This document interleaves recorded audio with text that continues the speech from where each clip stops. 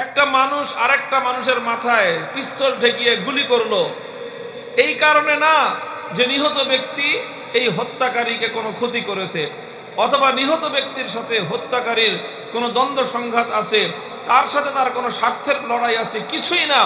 শুধুমাত্র এই কারণে খুনি একজন মানুষকে, নিরপরাধ একজন মানুষকে খুন করলো যে তাকে 5,000 টাকা দেয়া হয়েছে, 10,000 টাকা দেয়া হয়েছে যে তুমি একজন মানুষকে খুন করো।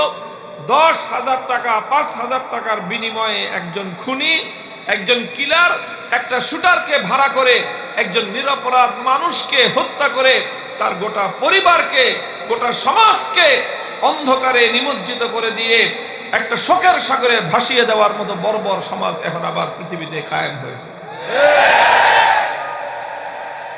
বলেন, আমি জিজ্ঞাসা করি, এই যে বাংলাদেশ কাঁপানো যে ঘটনা ঘটলো 12ই ডিসেম্বর, বাংলাদেশের সোনার সন্তান, বাংলাদেশের বিপ্লবী তারুণ্যের আইকন, জুলাই বিপ্লবের অন্যতম সাহসী প্রতিচ্ছবি শহীদ শরীফ ওসমান হাদির মাথায় যে গুলিটা করলো, যেই কুলাঙ্গার, যেই হত্যাকারী, যেই খুনি গুলি করলো, তার সাথে তার কি বিরোধ ছিল, তার সাথে তার কি সংঘাত ছিল, তার সাথে তার কি লড়াই ছিল? কিছুই ছিল না। শুধুমাত্র সে ভাড়াটে খুনি হিসেবে কিছু টাকার বিনিময়ে একজন নিরপরাধ মানুষ, যার 8 মাসের একটা শিশু সন্তান রয়েছে, যার নবপরিণীতা একজন স্ত্রী রয়েছে, যার আপনজন রয়েছে, এই 8 মাসের শিশু সন্তানের মাথার উপর থেকে পিতৃ স্নেহটাকে, এই পিতৃ ছায়াটাকে সরিয়ে দেওয়ার মতো বর্বর চিন্তা, একজন নবপরিণীতা একজন একটা তরুণী মেয়ের জীবন থেকে, তার স্বামীর সোহাগ থেকে তাকে বঞ্চিত করার মতো এই নৃশংস চিন্তা, এই ভয়াবহ বর্বর চিন্তা যেই সমাজ করতে পারে, যেই সমাজের মানুষগুলো করতে পারে, যেই সমাজের হায়ার এডুকেটেড এই খুনি একটি বিশ্ববিদ্যালয় থেকে সর্বোচ্চ ডিগ্রিধারী, তোমরা যেই সমাজকে সভ্য সমাজ বলো, তোমরা যেই সমাজকে উন্নত সমাজ বলো, আমি সেই সমাজকে বর্বর, অসংখ্য আর জঙ্গলি সমাজ বলতে চাই।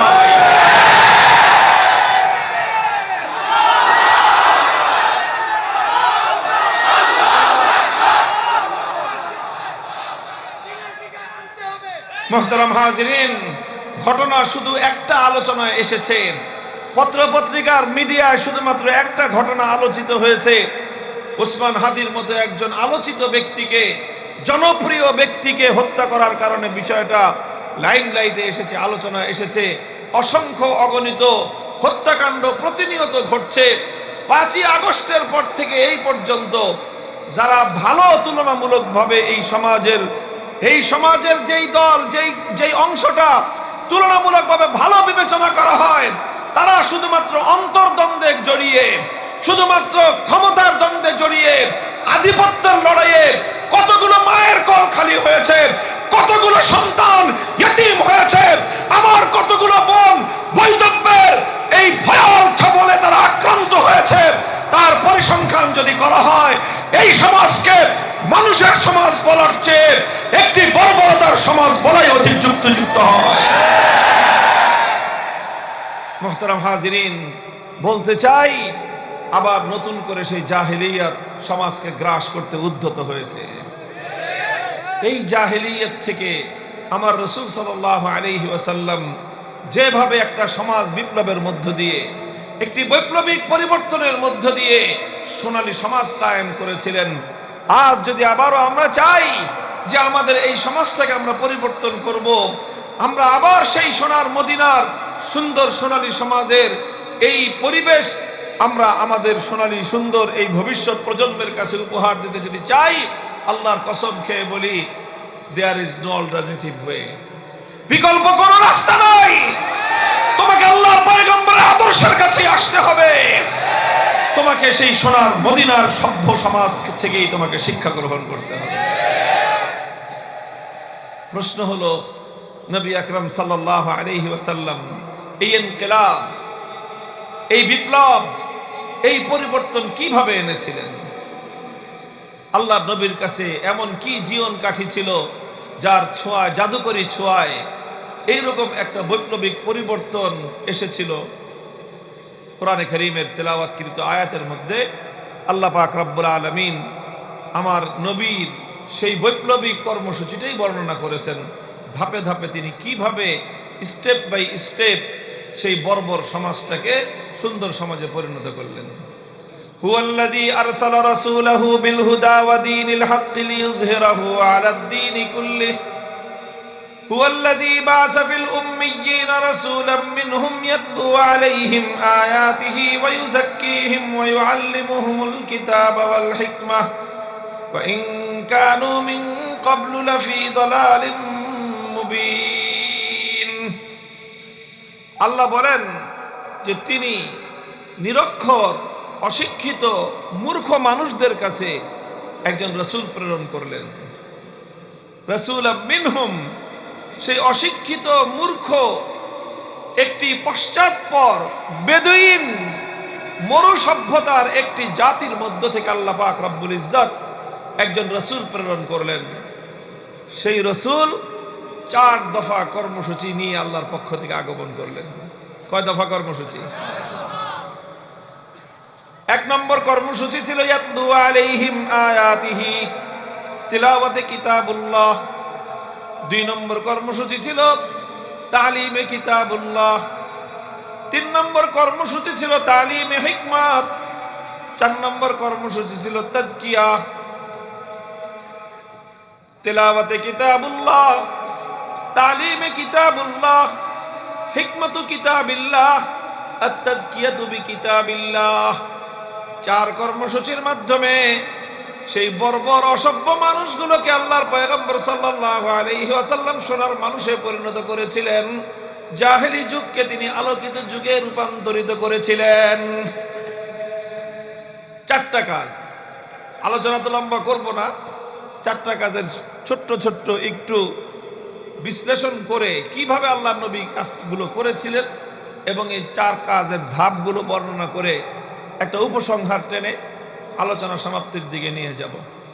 রাসূল আকরাম সাল্লাল্লাহু আলাইহি ওয়াসাল্লামের সর্বপ্রথম বুনিয়াদী কর্মসূচি, আল্লাহর নবী যে বিপ্লব করেছিলেন, সেই বিপ্লবের ভিত, সেই বিপ্লবের বুনিয়াদ ছিল তিলাওয়াতু কিতাবিল্লাহ। ইয়াতলু আলাইহিম আয়াতিহি, আল্লাহর নবী উম্মতের ঘরে ঘরে কোরআনে কারীমের তেলাওয়াতের গুঞ্জরণ তুলেছিলেন।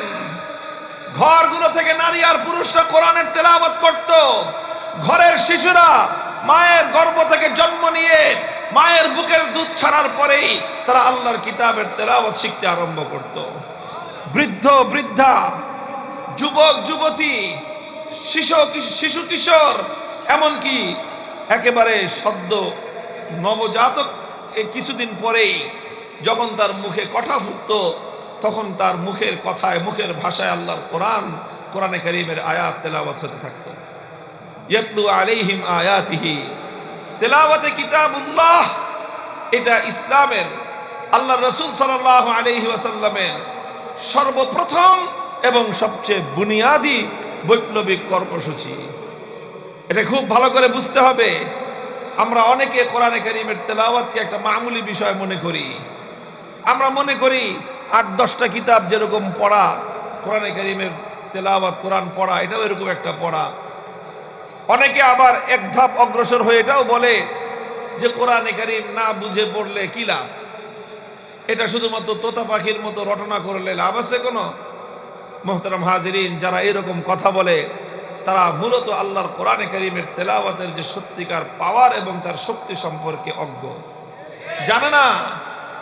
কোরআন আর 10টা কিতাবের মতো নয়, মানুষের লেখা কোনো গ্রন্থের মতো নয়। তুমি কাব্যগ্রন্থ না বুঝে পড়লে কবিতার মর্মার্থ তুমি বুঝবে না। গল্পের বই না বুঝে পড়লে গল্পের স্বাদ তুমি পাবে না। উপন্যাসের বই না বুঝে পড়লে উপন্যাসের চরিত্রগুলোকে তুমি ধারণ করতে পারবে না। কোন দর্শন শাস্ত্রের বই না বুঝে পড়লে দার্শনিক হতে পারবে না।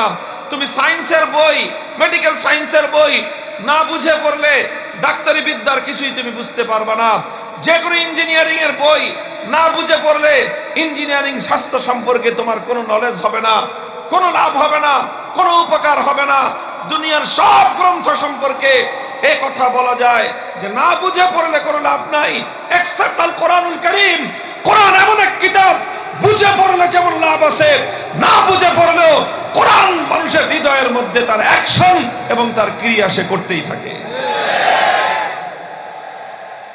মুহতারাম হাজিরিন, হাদিসের পাতাগুলিতে হযরত আবু বকর সিদ্দিক রাদিয়াল্লাহু তাআলা আনহুর ঘটনা বর্ণিত হয়। একবার আবু বকর সিদ্দিক রাদিয়াল্লাহু তাআলা আনহু তিনি মক্কা ছেড়ে যাত্রা শুরু করেছেন, চলে যাবেন, মক্কা ছেড়ে চলে যাবেন। পথিমধ্যে ইবনুদ দাগিনা নামে একজন সর্দার কিসমের লোক, একটা গোত্র প্রধান, সে আবু বকর সিদ্দিকের সঙ্গে দেখা। বলল, আবু বকর তুমি কোথায় যাও? হযরত আবু বকর বললেন যে আমি মক্কায় থাকবো না, আমি চলে যাব অন্য কোথাও। কেন চলে যাবে?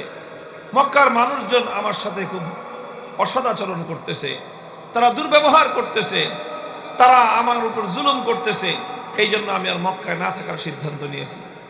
ইবনুদ দাগিনা বলল যে আবু বকর, তোমার মতো মানুষ যদি মক্কা থেকে চলে যায়, এটা মক্কার জন্য ডিসক্রেডিট হবে, এটা মক্কার মানুষের জন্য কলঙ্ক বয়ে আনবে।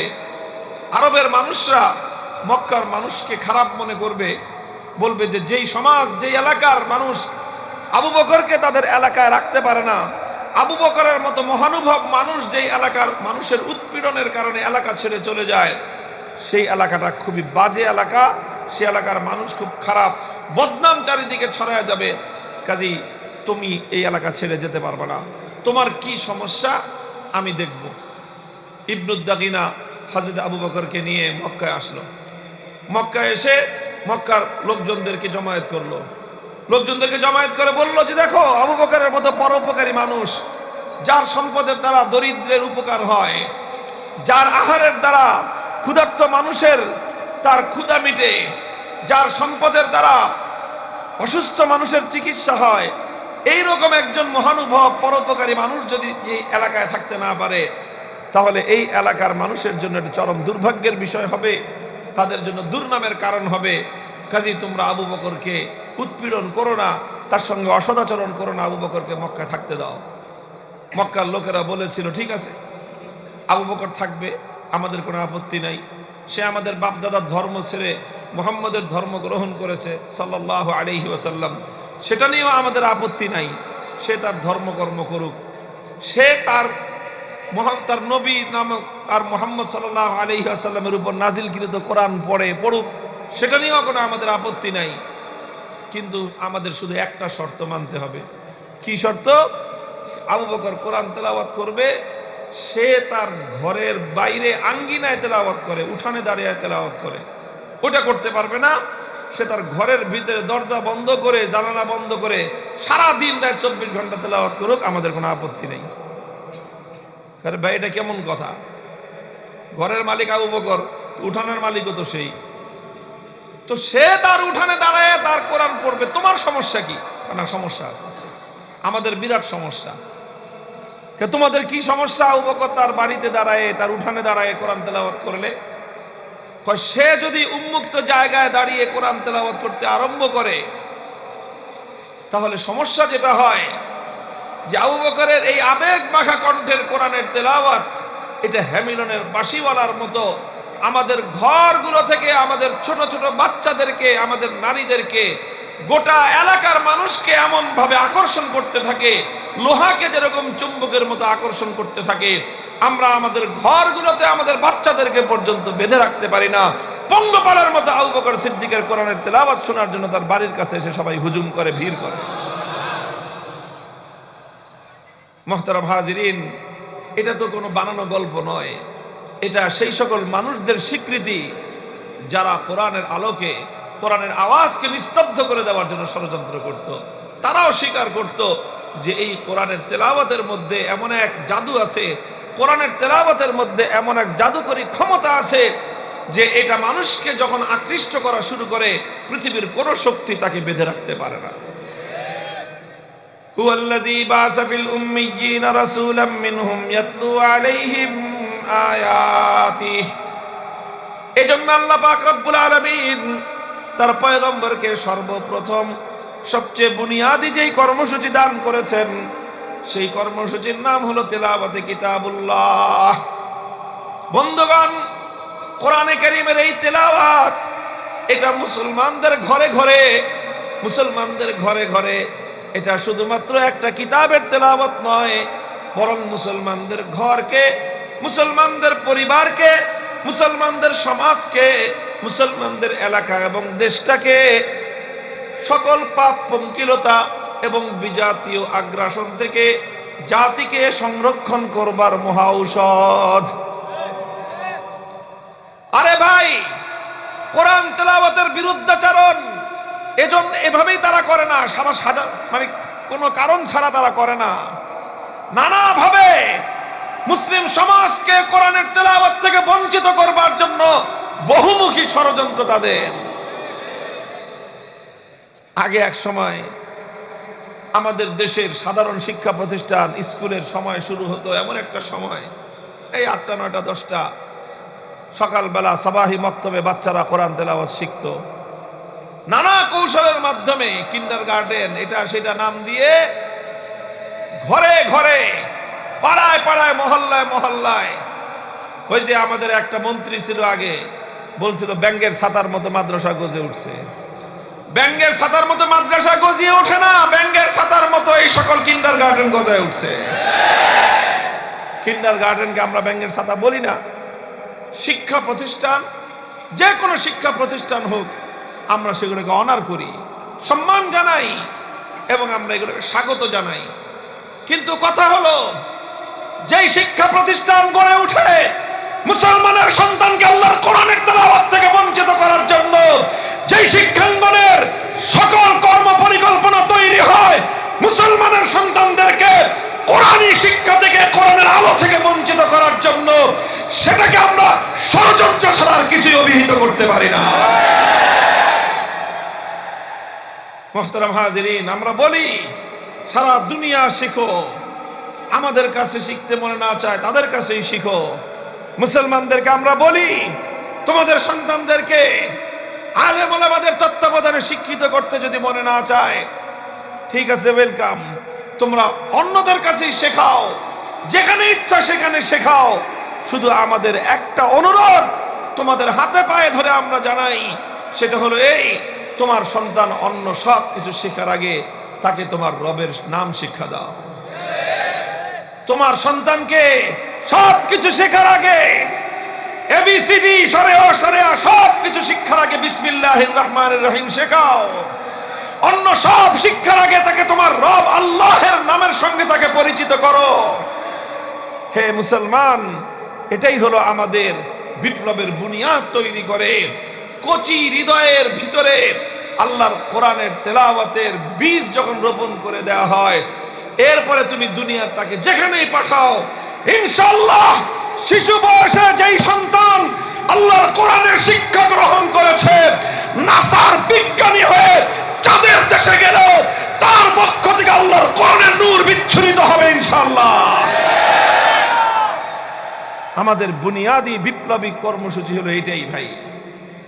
এটা আমাদের বড় কাজ, এটা আমাদের বড় কাজ না, আসলে এটা আল্লাহ প্রদত্ত সর্বশ্রেষ্ঠ নবীর সর্বশ্রেষ্ঠ কর্মসূচি। এটা আমি আর আপনি বুঝি না। অনেক সময় আমরা মনে করি এই যে একটা মক্তব চালায় হুজুররা, এই যে হাফিজুর রহমান সিদ্দিকী সব কাম পায় না, এই যে বাচ্চাদেরকে মক্তবে পড়ানোর জন্য ভর্তি করায়, এটা মামুলি মনে করবেন না। এটা মামুলি জিনিস নয়, এটা সেই কর্মসূচি ইহুদি খ্রিস্টানরা, ইসরায়েল, আমেরিকানরা, তারা তাদের সকল ষড়যন্ত্র এই মুসলমানদের আগামী সন্তানদেরকে কোরআনের শিক্ষা থেকে বঞ্চিত করার জন্য তারা নিয়োজিত করেছে। ইয়াতলু আলাইহিম আয়াতিহি, এই জন্য তেলাওয়াতে কিতাবুল্লাহ এটা এমন একটা জিনিস, যেই ঘরে কোরআনের তেলাওয়াত হয় সেই ঘরের সন্তান সহজে বিপদগামী হয় না। যেই ঘরে কোরআনের তেলাওয়াত হয় সেই সব ঘর থেকে ওসমান হাদিরা জন্ম নেয়। পৃথিবীর সমস্ত বিশ্ববিদ্যালয়ের শিক্ষা তাকে আল্লাহর কোরআনের নূর থেকে বঞ্চিত করতে পারে না। সব শিক্ষা গ্রহণ করার পর আবার তার হৃদয় থেকে আল্লাহর কোরআনের নূর উচ্ছ্বসিত হয়। শুধু তাই সে একা নূরানি আলোকিত হয় তা নয়, গোটা দেশ এবং সমাজ তার কোরআনের আলোয় উদ্ভাসিত হয়ে ওঠে। এই জন্য মোহতারাম হাজিরিন, তেলাওয়াতে কিতাবুল্লাহ এটা এক বৈপ্লবিক কর্মসূচি, এটা একটা ঐতিহাসিক কর্মসূচি। পৃথিবীতে অন্য সব শক্তির মোকাবেলা করার মতো হাতিয়ার পাশ্চাত্যের কাছে আছে, ইহুদি খ্রিস্টানদের কাছে আছে, আধিপত্যবাদী ভারতের কাছে আছে।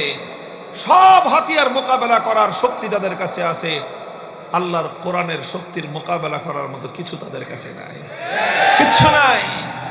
এই জন্য ওরা এটাকে অ্যাটাক করে, এটার উপর আগ্রাসন চালায়। এই অস্ত্র যেন মুসলমান হাতে তুলে নিতে না পারে, মুসলমানের পক্ষে যেন আল্লাহর কোরআনের এই শক্তি যেন পুঞ্জীভূত না হয়, এটাই তাদের ষড়যন্ত্রের মূল জায়গা। মুহতারাম হাজিরিন, এই জন্য বলেছিলাম ইয়াতলু আলাইহিম আয়াতিহি, সর্বপ্রথম রাসূল আকরাম সাল্লাল্লাহু আলাইহি ওয়াসাল্লামের বুনিয়াদি কাজ ছিল কোরআনে কারীমের তেলাওয়াতের গুঞ্জরণ উম্মতের ঘরে ঘরে, উম্মতের কণ্ঠে কণ্ঠে, উম্মতের বুকে বুকে আল্লাহর কোরআনের এই তেলাওয়াতের আমানতকে রক্ষা করা, এই আমানত সঁপে দেওয়া, যেন উম্মতের প্রতিটি ফর্দ, উম্মতের প্রতিটি ব্যক্তি, উম্মতের প্রতিটি নারী পুরুষ, উম্মতের প্রতিটি শিশু আবাল বৃদ্ধ বনিতা, প্রত্যেকটা মানুষ যেন আল্লাহর কোরআনে কারীমের তেলাওয়াত শিখতে পারে এবং আল্লাহর কোরআনের তেলাওয়াতে অভ্যস্ত হয়। বলেন, আজ মুসলমানরা সবচেয়ে বেশি যেই জিনিসটা থেকে বঞ্চিত হয়েছে, মুসলমানদের ঘরে রাত 12টা 1টা পর্যন্ত টিভি চলে, গান বাদ্য হয়, ধুমধারাক্কা সমস্ত বিনোদনের আয়োজন চলতে থাকে, নর্তকীরা নাচতে থাকে, টেলিভিশনের পর্দায় গায়িকাদের গান চলতে থাকে, আর মুসলমানদের ঘরগুলো, অনুষ্ঠানগুলো উম্মাতাল নাচ গানে উত্তাল হয়ে ওঠে। মুসলমানদের ঘরগুলো সকাল বেলায় ঘুমে বিভোর হয়ে থাকে, মরা লাশ যেরকম কবরস্থানে শুয়ে থাকে, প্রতিটি মুসলমানের ঘর সকাল বেলার দীর্ঘ একটা সময় মরা লাশের মতো পড়ে থাকে। একটা ঘর থেকে আল্লাহর কোরআনের তেলাওয়াতের আওয়াজ শোনা যায় না। কোথায় আমাদের পতনটা ঘটেছে চিহ্নিত করার চেষ্টা করেন, ইতিহাস পড়েন, হাদিসের পাতাগুলো পড়েন। রাসূল আকরাম সাল্লাল্লাহু আলাইহি ওয়াসাল্লাম প্রতিদিন বা অনেক দিনই এমন হতো, শেষ রজনীতে আল্লাহ নবী মদিনার অলিতে গলিতে ঘুরতেন, শেষ রাতে অলিতে গলিতে ঘুরতেন। কেন ঘুরতেন? এক একজনের বাসা থেকে, কার ঘর থেকে কোরআনে কারীমের কেমন তেলাওয়াতের সুর ভেসে আসে, আল্লাহর নবী নিজের কর্ণকুহর দিয়ে সেটা শোনার চেষ্টা করতেন। এমন কোন ঘর থাকতো না, এমন কোন ঘর খুঁজে পাওয়া যাবে না মুসলমানদের বিজয়ের যুগে, মুসলমানদের উত্থানের সেই সময়টায়, মুসলমানদের স্বর্ণালী সেই যুগে। আল্লাহর কসম খেয়ে বলি, মদিনার শহরে এমন একটা ঘর ছিল না যেই ঘরের শেষ রজনীতে সেই ঘরের নারী পুরুষ শিশু নির্বিশেষে প্রত্যেকটা মানুষের কণ্ঠে আল্লাহর কোরআনের তেলাওয়াতের সুমধুর ধ্বনি প্রতিধ্বনিত না হতো, এমন একটা ঘর পাওয়া যাবে না। আর আজ শেষ রাত তো শেষ রাত, শেষ রাতে মুসলমানের ঘর থেকে কোরআনের তেলাওয়াত আওয়াজ শোনা যাবে, এটা 2-4টা মোল্লা মৌলবী ছাড়া তো আর সম্ভবই না। আর 2-4 জন যদি তবলিগ জামাতের সাথী, হক্কানি পীর সাহেবের মুরিদান, এই যদি 2-4 জন করে, আর গোটা সমাজ রাত 2টো পর্যন্ত প্রত্যেকটা ঘর থেকে আপনি নাচ গানের আওয়াজ পাবেন, ধুমধারাক্কা বাজনার ধ্বনি পাবেন, কিন্তু এমন ঘর খুব কম পাবেন যেই ঘর থেকে মিষ্টি মিহি সুরে কোরআনের তেলাওয়াত ভেসে আসে। বলেন কথা ঠিক না বেঠিক? আপনারা শুরু করেন, শুরু করেন। আমরা গ্যারান্টি দিয়ে বলতে পারি, যেই ঘরের মা বাবা প্রতিদিন নিজের ঘরে কোরআনের তেলাওয়াত করবেন, সেই ঘরের কোন সন্তান ইনশাআল্লাহ বিপদগামী হবে না, সেই ঘরের সন্তানরা মাদকাসক্ত হবে না, সেই ঘরের সন্তানরা সন্ত্রাসী হবে না, সেই ঘরের সন্তানরা অন্ধকার পথের যাত্রী হবে না। সেই ঘর থেকে ইনশাআল্লাহ শরীফ ওসমান হাদির জন্ম হবে। কোরআনের তেলাওয়াতকে জাগ্রত করেন, সমাজ বদলে যাবে ইনশাআল্লাহ। ইয়াতলু আলাইহিম আয়াতিহি ওয়া ইউআল্লিমুহুমুল কিতাব। আল্লাহর পয়গম্বরের 2 নম্বর কর্মসূচি ছিল কি? তালিমে কিতাব। 1 নম্বর ছিল তেলাওয়াতে কিতাব, 2 নম্বর ছিল তালিমে কিতাব। তালিমে কিতাব মানে কি? মানে হলো তেলাওয়াত তো করবে কম্পালসারি, প্রত্যেকেই, এভরিওয়ান। তেলাওয়াতে কিতাবুল্লাহ থেকে এক মুসলমানও বঞ্চিত হবে না। 100% মুসলমান 100% কোরআনের তেলাওয়াতকারী হবে। কথা পরিষ্কার? ছেলে হোক মেয়ে হোক, ছেলে হোক মেয়ে হোক। আরে ভাই, ওলামায়ে কেরাম আর কি করবে বলেন? যত রকম আয়োজন থাকতে পারে মুসলমানের সন্তানকে কোরআনের তেলাওয়াত শিক্ষার জন্য আলেম ওলামারা সব রকম ব্যবস্থা করেছে। আজকাল ওলামায়ে কেরাম মেহনত করে আফটার স্কুল মাকতাব করেছে। বাচ্চাদেরকে স্কুলে পড়ান, আপনার স্কুল টাইমের সাথে শিডিউল ঠিক রেখে 1 ঘন্টার জন্য বাচ্চাকে আফটার স্কুল মাকতাব নামে সারা দেশব্যাপী এক বিপ্লবী কর্মসূচি চলছে আলেম ওলামাদের নেতৃত্বে। 1 ঘন্টা সময় দেন আপনার বাচ্চাকে। প্রত্যেকটা এলাকা এলাকা আফটার স্কুল মাকতাব গড়ে উঠেছে, ওখানে দেন না 1 ঘন্টা। আপনার ছেলে স্কুলে পড়ুক, তারপরে কলেজে পড়বে, ভার্সিটিতে পড়বে, সারা দুনিয়া জয় করবে। আফটার স্কুল মাকতাব 1 ঘন্টা পড়বে, অথবা সবাহি মাকতাব 1 ঘন্টা পড়বে। আর এখন তো আলহামদুলিল্লাহ প্রতিটি মাদ্রাসায় এমন আধুনিক কারিকুলামে আমরা বাচ্চাদেরকে পড়াচ্ছি। এই যে মাদ্রাসা আপনারা দেখলেন এখন প্রদর্শনী, এখানে ছোট ছোট বাচ্চাদেরকে যেই বয়সে আমরা ক্লাস 5 অথবা ক্লাস 3 পর্যন্ত বাচ্চাদেরকে আমরা সাধারণ শিক্ষায় শিক্ষিত করে দিচ্ছি, যে কোনো স্কুলের শিক্ষার্থীদের সাথে আমাদের মাদ্রাসার ক্লাস 3-র ছাত্ররা কম্পিটিশন করতে প্রস্তুত। প্রত্যেকটা সাবজেক্টে প্রস্তুত। বাংলা, অঙ্ক, ইংরেজি সহ যতগুলো সাবজেক্ট, প্রতিটা সাবজেক্টে তারা কম্পিটিশন করবে। ইন দ্য মিন টাইম আলহামদুলিল্লাহ কোরআনে কারীমের বিশুদ্ধ তেলাওয়াত, শুধু বিশুদ্ধ তেলাওয়াত নয়, জাতীয় এবং আন্তর্জাতিক পর্যায়ে কম্পিটিশন করার মতো যোগ্যতা সম্পন্ন তেলাওয়াত সে শিখবে। এই মিয়া, হুজুররা আর কি করবে বলেন? আর কি করবে হুজুররা? সব দোষ তো হুজুরদের। হুজুররা পাঞ্জাবি বড় বড় পরে জামা, দেশে কাপড়ের দাম বাড়ায় দিচ্ছে, তাই না? হুজুরদের কোনো প্রোডাক্টিভিটি নাই। ইংলিশে বলে মাঝে মাঝে, আবার ওই যে মাঝখানে একটা বের হয়েছিল না, আব্দুল লতিফ সিদ্দিকী, আমার হুজুর আশরাফ আলী সাহেব হুজুর আহমদুল্লাহ আব্দুল লতিফ কাযযাবী, সিদ্দিকী হয় কি? যে হজের কোনো প্রোডাকশন নাই, শুধু রিডাকশন। ইংলিশে বলছে, অনেকে বুঝেন নাই। প্রোডাকশন নাই, রিডাকশন মানে হলো খালি খরচ হয়, আয় নাই। বুঝেন নাই? কয় হুজুররা তো দেশের অর্থনৈতিক উন্নয়নে কোনো ভূমিকা রাখে না। উন্নয়ন কাকে বলা হয়, উন্নয়ন কাকে বলা হয় এবং উন্নয়ন কিভাবে হয়, তার যদি সত্যিকার আলোচনা করতে বসি, ঘন্টার পর ঘন্টা আলোচনা দ্বারা আমরা সাব্যস্ত করে দিতে পারবো তোমাদের লজিক, তোমাদের যুক্তি এবং তোমাদের জ্ঞান বিজ্ঞানের আলোকে যে আলেম ওলামারা এই দেশের, এই সমাজের অর্থনৈতিক উন্নয়নে যেই ভূমিকা তারা পালন করতেছে, যদিও প্রত্যক্ষ নয় তবে পরোক্ষভাবে তাদের যে ভূমিকাটা সমাজের অন্য কোনো শ্রেণী এবং পেশার মানুষের এই কন্ট্রিবিউশন নাই। যাই হোক, তেলাওয়াতে কিতাব বাচ্চাদেরকে, প্রত্যেক ব্যক্তি, মুসলমানদের মধ্যে এক ব্যক্তিও থাকবে না যে কোরআনে কারীমের তেলাওয়াত করতে পারে না। মুসলমানদের জাতীয় শিক্ষা ব্যবস্থা এমন হতে হবে, মুসলিম দেশের জাতীয় শিক্ষা ব্যবস্থা এমন হতে হবে, যেই শিক্ষা ব্যবস্থার মাধ্যমে প্রত্যেকটি সন্তান যারাই শিক্ষাঙ্গনে যাবে সর্বপ্রথম অন্যান্য শিক্ষার সাথে কোরআনে কারীমের তেলাওয়াতের বিশুদ্ধ শিক্ষা সে পাবে।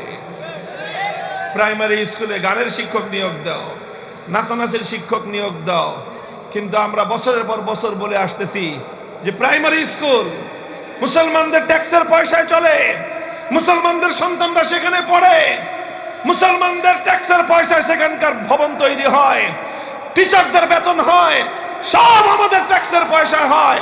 অথচ সেই প্রাইমারি স্কুলগুলোতে আমাদের বাচ্চাদেরকে কোরআন শিক্ষা দেওয়ার জন্য না সিলেবাস আছে, না একজন করে শিক্ষক নিয়োগ দেওয়ার দাবি পূরণ করার কোনো ইচ্ছা আছে তাদের। এগুলো বলতেছি আমরা, এই পর্যন্ত বলে যাচ্ছি, এরপরে কিছুদিন পরে আর বলা বলি নাই, এগুলো আমরা বাস্তবায়ন করব। স্কুলগুলো আমরা নিজ হাতে প্রয়োজন নিজেদের হাতে দায়িত্ব তুলে নেব ইনশাআল্লাহ। এদেশে মুসলমানদের শিক্ষা ব্যবস্থা আল্লাহর কোরআনকে বাদ দিয়ে জাতীয় শিক্ষা কারিকুলাম চলতে পারে না, সামনের দিনে আমরা চলতে দেব না।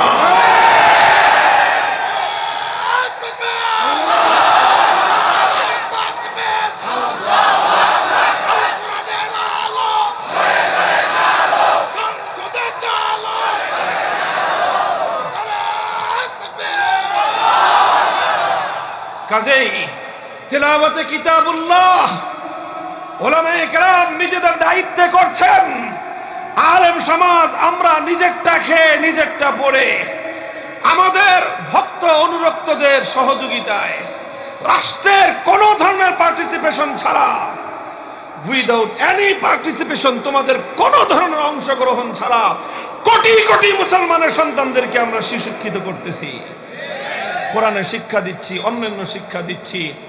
এটা আমরা করতেছি। আমাদের পরবর্তী স্টেপ হলো আমরা তো আমাদেরটা করবো ইনশাআল্লাহ। জাতীয় শিক্ষা কারিকুলাম, প্রাথমিক প্রাইমারি স্কুলগুলো কোরআনী শিক্ষা থেকে শূন্য থাকতে দেওয়া হবে না। আমরা আটঘাট বাঁধতেছি ইনশাআল্লাহ, আমরা সেই প্রস্তুতি নিচ্ছি। আমরা আমাদের এই জাতিকে যারা এই আগ্রাসন যারা চালাতে চায়, কালচারাল আগ্রাসন, সাংস্কৃতিক আগ্রাসন, আমাদের সন্তানদের এই জাতির মগজ ধুলাই করতে চায়, এই বিজাতীয় আগ্রাসন থেকে, আধিপত্যবাদী শক্তির আগ্রাসন থেকে এই জাতির আগামী প্রজন্মকে রক্ষা করতে হলে তাদেরকে শুরু থেকেই তাদের মন মস্তিষ্কের মধ্যে আগ্রাসন বিরোধী প্রোটেকশন কোরআনের শিক্ষা দিয়ে দিতে হবে। কোরআনের শিক্ষাকে আমি কি বললাম? আগ্রাসন বিরোধী প্রোটেকশন। তুমি যতই আগ্রাসন চালাও, কোরআনের যদি শিক্ষা থাকে সেটা তোমার সমস্ত আগ্রাসন থেকে আমাদের সন্তানদেরকে প্রোটেক্ট করবে ইনশাআল্লাহ। ভাই, আমি বারবার অন্য সাবজেক্টে যাই, আবার ফিরে ফিরে আমাকে আমার এই জায়গায় নিয়ে আসে আমার আবেগ, আমার ভালোবাসা কোরআনের প্রতি এবং উম্মতের প্রতি আমাদের যে দায়িত্ববোধ, সেটা আমাকে বারবার এখানে নিয়ে আসতেছে কথাটা। আমি আপনাদেরকে বলি, প্রত্যেকে যার যার জায়গা থেকে, আপনি হতে পারেন স্কুলের টিচার, আপনি হতে পারেন কলেজের শিক্ষক, আপনি হতে পারেন কলেজের বা স্কুলের গভর্নিং বডির সদস্য, একজন পরিচালনা পরিষদ সদস্য হতে পারেন। আপনারা আপনাদের জায়গা থেকে উদ্যোগগুলি গ্রহণ করেন, আপনারা আপনাদের জায়গা থেকে উদ্যোগগুলো গ্রহণ করেন, আলেম ওলামাদের হাতকে শক্তিশালী করেন। আপনারা মনে রাখবেন, এই জাতিকে রক্ষা করার জন্য আলেম ওলামাদের হাতকে শক্তিশালী করা ছাড়া বিকল্প কোনো রাস্তা নাই। প্রমাণ হয়ে গেছে, বাকি সকলকে আগ্রাসী শক্তি, আধিপত্যবাদী শক্তি সবাইকে কিনতে পারে, আলেম সমাজ বিক্রি হয় নাই, বিক্রি হয় না কোনোদিন।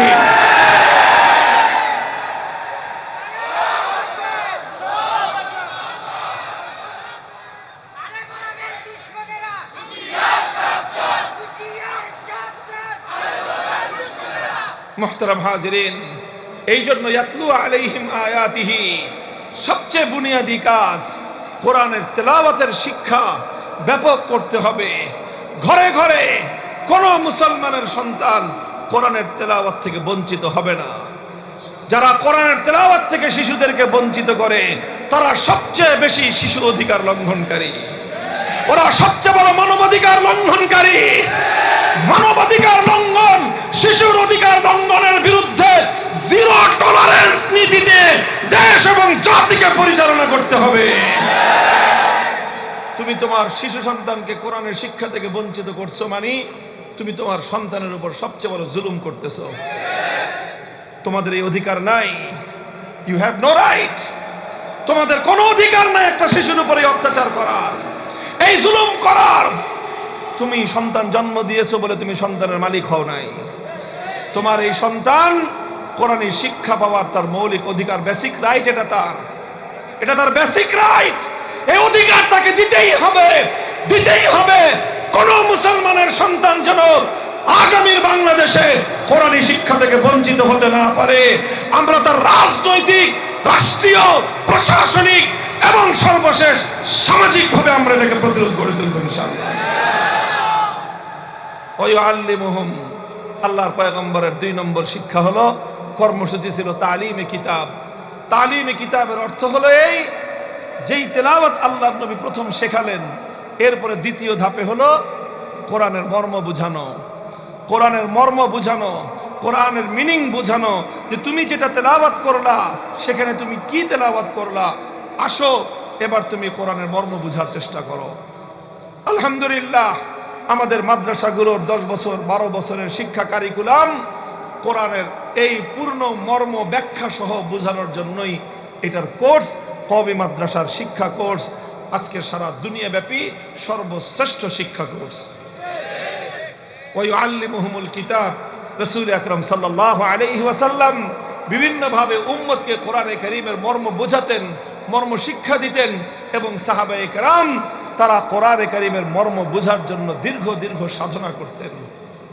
3 নম্বর কর্মসূচি হলো ওয়া ইউআল্লিমুহুমুল কিতাব ওয়াল হিকমাহ, তালিমে হিকমত। তালিমে হিকমতের অর্থ কি?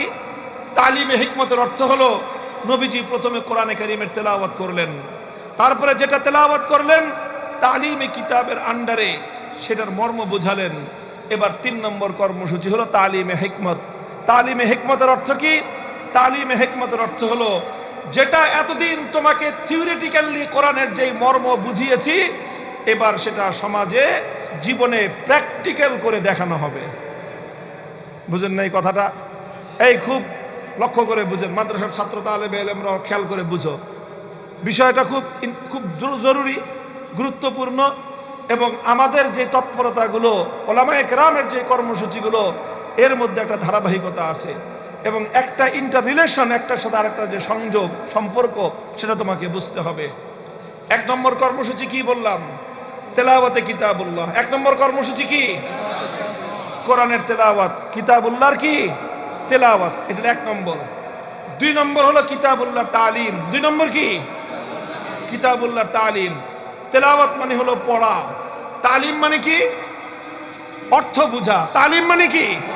অর্থ বুঝা। এবার আসছে তালিমে হিকমত, অর্থাৎ হিকমতু কিতাবিল্লাহ। এটার অর্থ কি?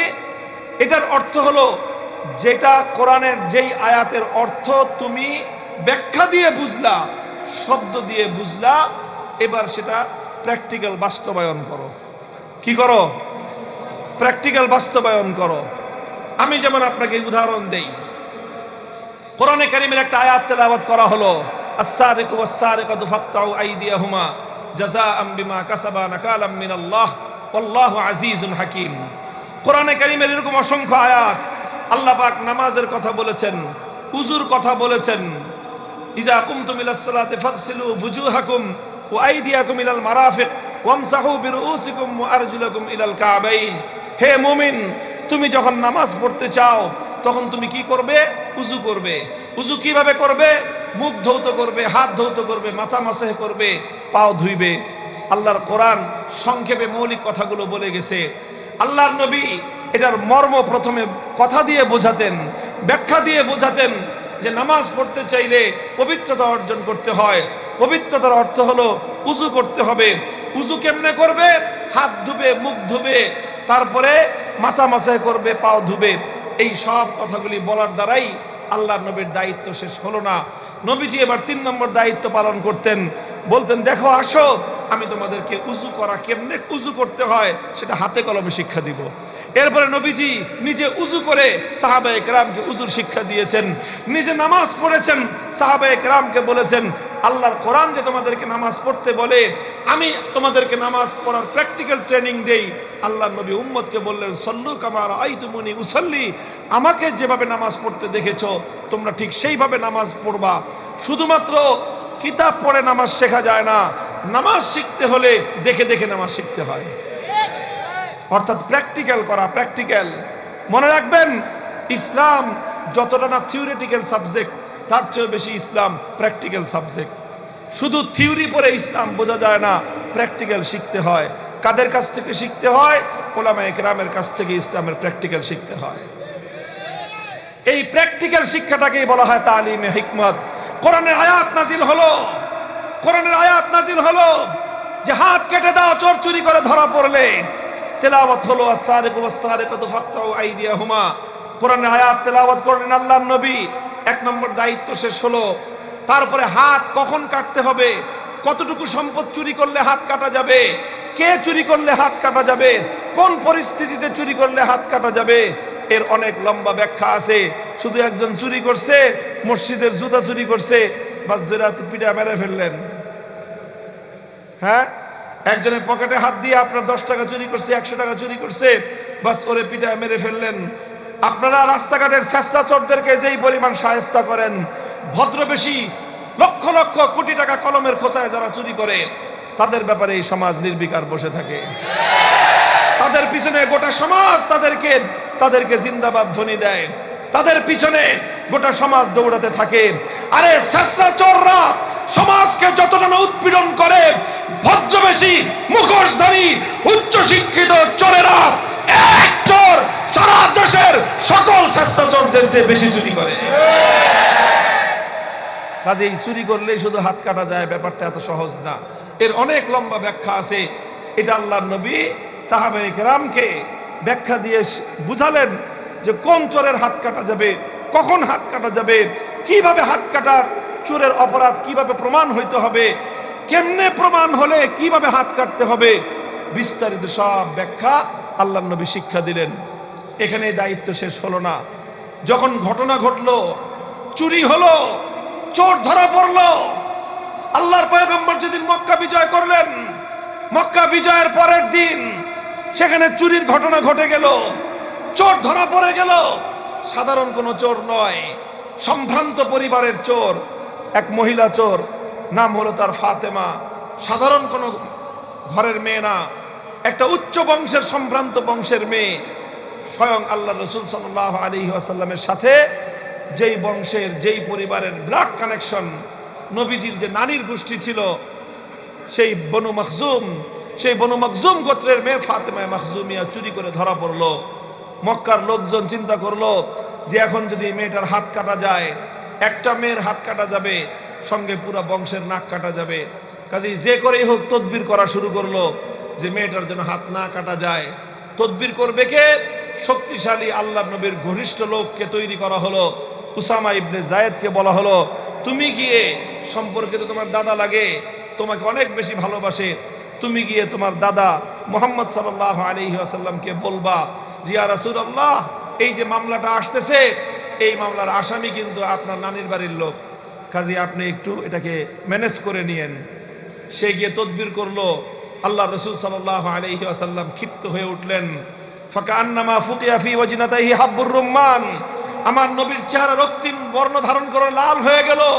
মনে হলো যেন আমার নবীর চেহারার মধ্যে বেদানার রস ছিটিয়ে দেওয়া হয়েছে। নবীজি উসামাকে ধমক দিলেন, উসামা আতাশফাউ ফি হাদ্দিম মিন হুদুদিল্লাহ, আল্লাহর কোরআনের বিধান বাস্তবায়ন হবে, তুমি তদবির বাণিজ্য নিয়ে আসছো, খবরদার আর কোনোদিন যেন তোমাকে আমি আল্লাহর কোরআনের কোনো বিধান বাস্তবায়নের পথে তদবির করে বাধা দেওয়ার জন্য তোমাকে আমি না দেখি। উসামাকে ধমক দিয়ে বিদায় করলেন। নবীজি বুঝতে পারলেন এটা শুধু উসামা একার কাজ নয়, উসামা অল্প বয়স্ক মানুষ, সে বুঝতে না পেরে আমার কাছে এসে বলেছে উসামার পিছনে বিরাট এক গোষ্ঠী আছে, এটা অন্য কোনো গোষ্ঠী নয়, স্বয়ং আমার মক্কার কুরাইশের গোষ্ঠী, আমার নানির বাড়ির লোক, আমার গোষ্ঠীর লোকজন।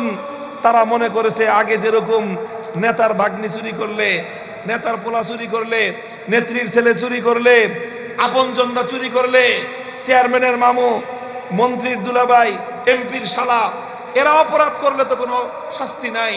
কাজেই তারা মনে করেছে এখনো বুঝি সে আগের সিস্টেম। বুঝছে না বুঝছেননি ঘটনাটা?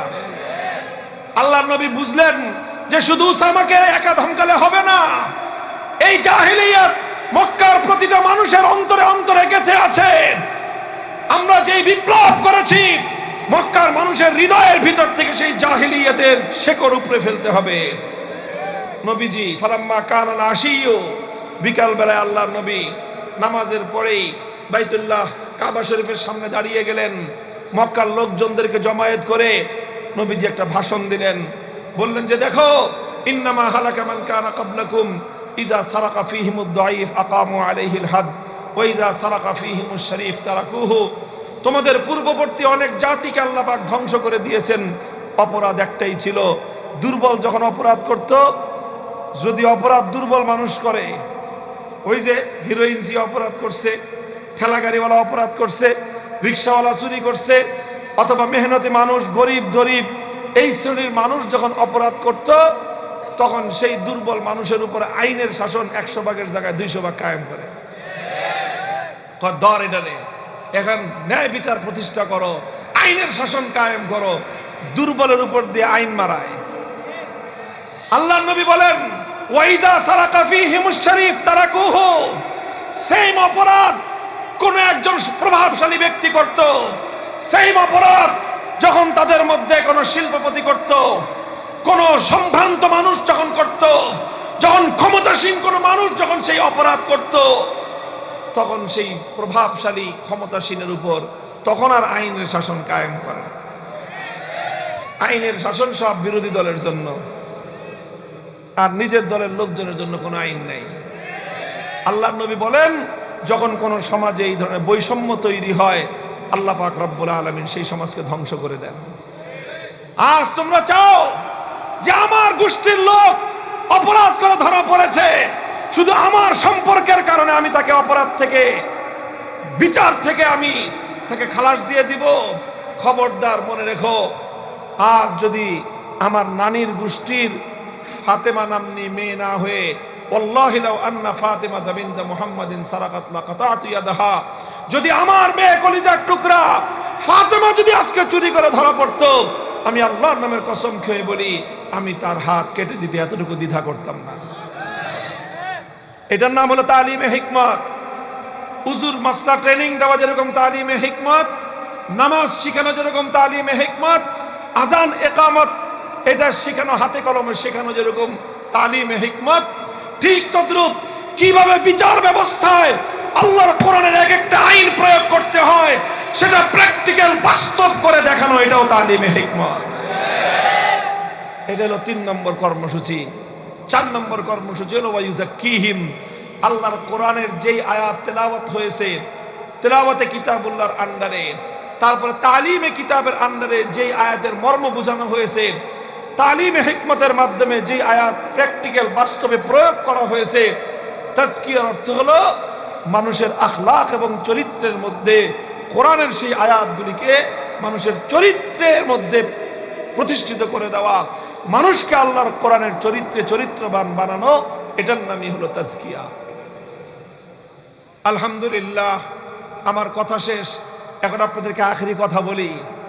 এই যে আল্লাহর নবীর 4 দফা কর্মসূচির কথা বললাম, এই কর্মসূচির মাধ্যমে আল্লাহর নবী সেই সোনার সমাজ কায়েম করেছিলেন। আমরা কি চাই আমাদের এই জাহেলি সমাজটা সেই সোনালী সমাজে পরিণত হোক? চান তো? আমরা চাই তো ইনশাল্লাহ? হাত নামান, হাত নামান, হাত নামান। এবার শুনেন, এই 4 কর্মসূচি আলহামদুলিল্লাহ এদেশের আলেম সমাজ নিরবচ্ছিন্ন ভাবে, নিরলস ভাবে এদেশের হক্কানি উলামায়ে কেরাম এই 4 কর্মসূচি অব্যাহত ভাবে চালিয়ে যাচ্ছে। বলবেন কিভাবে চালিয়ে যাচ্ছে?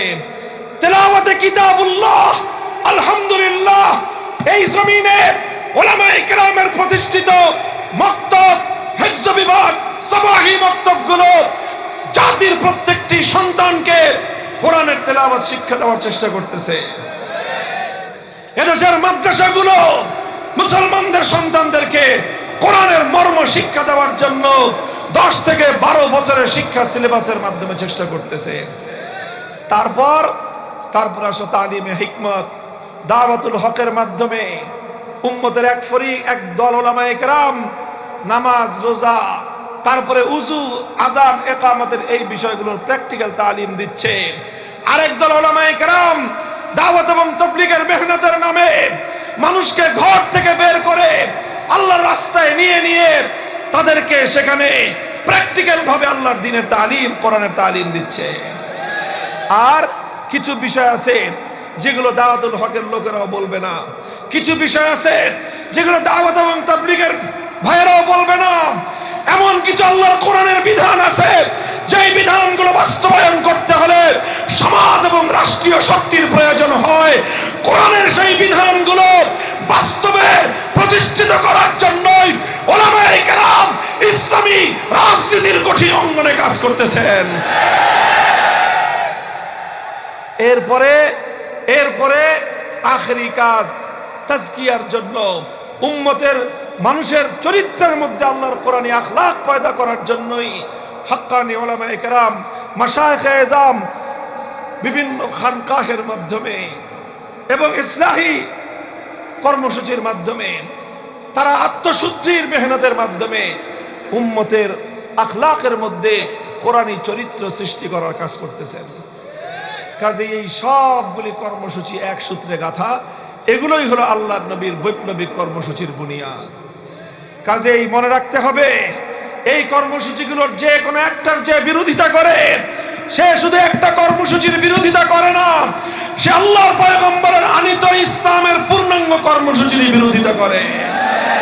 যারা আল্লাহর কোরআনের মক্তবগুলোকে যারা বন্ধ করে দিতে চায়, কোরআনী শিক্ষার আওয়াজকে যারা স্তব্ধ করে দিতে চায়, তারা যেমন ইসলামের দুশমন। যারা কোরআনের শিক্ষা, মাদ্রাসা শিক্ষাকে সংকুচিত করতে চায়, তারাও ইসলামের দুশমন। যারা ইসলামী রাজনীতির বিপক্ষে মাঠে ময়দানে হোক ষড়যন্ত্রমূলক ভাবে ইসলামী রাজনীতি, ধর্মভিত্তিক রাজনীতির বিরুদ্ধে কথা বলে, ওদের জিদ টেনে ছিঁড়ে ফেলা উম্মতের ঐক্যবদ্ধ জিম্মাদারি।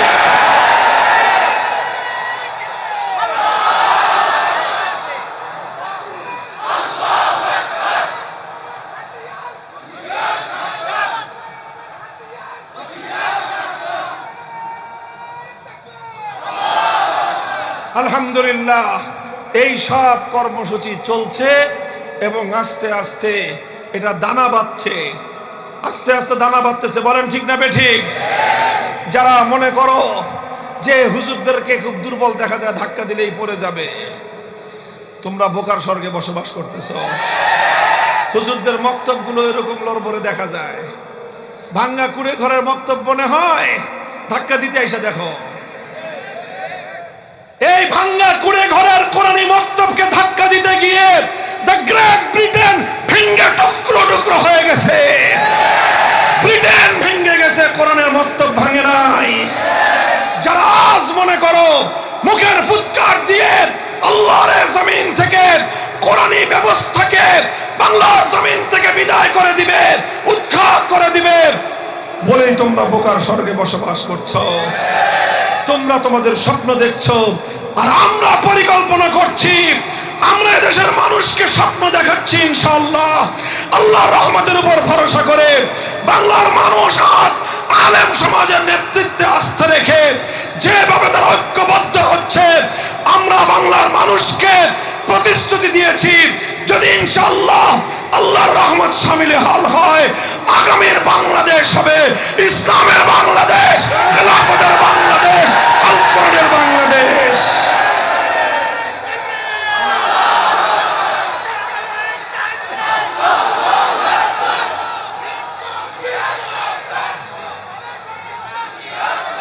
হ্যাঁ, সাথে থাকবেন তো, না খালি স্লোগান দিয়ে বাড়ি দিয়ে ঘুমাবেন? হ্যাঁ, আছেন তো ইনশাল্লাহ? হ্যাঁ, শুধু মুখের কথা দিয়ে বিপ্লব আসে না। বাংলা ভাষায় একটা কথা বলে, মুখের কথা দিয়ে চিরা ভিজে না, চিরা ভিজাইতে হলে পানি লাগে। ঠিক তদ্রূপ বিপ্লব এমনি আসে না। বিপ্লবের জন্য প্রথমে ঘাম ঝরানো পরিশ্রম করতে হয়। পরিশ্রম শুধু হুজুররা করবে? হুজুররা তো আলহামদুলিল্লাহ আল্লাহর দ্বীনের জন্য উৎসর্গিত আছেই। সাধারণ মানুষ আলে বলে আমাদের সাথে জুড়তে হবে, ঘাম ঝরানো মেহনত করতে হবে। করবেন তো ইনশাল্লাহ? এরপরে দ্বিতীয় মেহনত হবে চোখের পানি দিয়ে আল্লাহর কাছে সাহায্য চাইতে হবে। যেইভাবে জুলাই বিপ্লবের আগে এদেশের নারী, শিশু, পুরুষ, আবাল, বৃদ্ধ, বনিতা তারা অকাতরে চোখের অশ্রু নজরানা দিয়ে আল্লাহর কাছে সাহায্য চাইছিল ঘরে ঘরে, ঠিক ওইভাবে আল্লাহর কাছে সাহায্য চাইতে হবে। এরপরে ঘাম আর অশ্রু দিয়ে যখন এইভাবে একটা পরিবেশ তৈরি হবে, চূড়ান্ত পর্যায়ে শেষ ধাক্কা দেওয়ার জন্য একটা শহীদি ঈদগাহ লাগবে। কিসের ঈদগাহ? নামাজের ঈদগাহ তো আছেই, শহীদি ঈদগাহ লাগবে, শহীদি ঈদগাহ। সেই শহীদি ঈদগাহে প্রয়োজনে মাথায় কাফনের কাপড় পরে আল্লাহর জমিনে আল্লাহর কোরআনী রাজ কায়েম করবার জন্য শাহাদাতের শপথ নিয়ে কারা কারা হাজির থাকবা? হাত তুলে অঙ্গীকার করো আল্লাহর কাছে।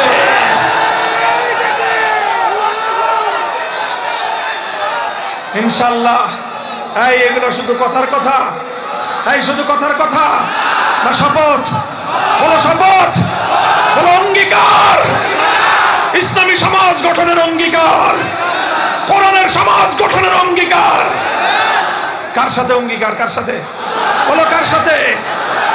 আল্লাহ পাক রব্বুল আলামিন এই অঙ্গীকার পূরণের তৌফিক দান করেন। ওয়া আখিরু দাওয়ানা আলহামদুলিল্লাহি রাব্বিল আলামিন।